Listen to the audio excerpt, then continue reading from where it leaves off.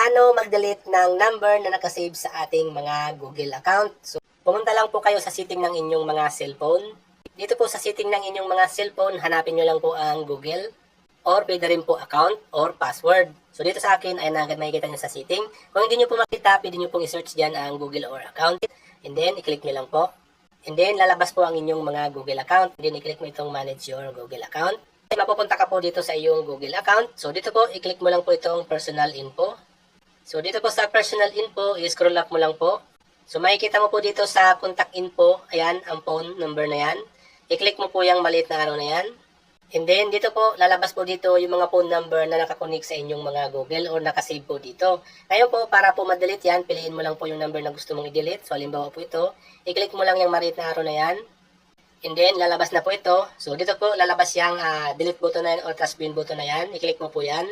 And then, i-click mo naman po itong remove number. Ayan po mga lodis, phone number remove. Pag yun na po labas mga lodis, ibig sabihin po niyan, na-remove na po yung number na nakasave sa inyong mga Google.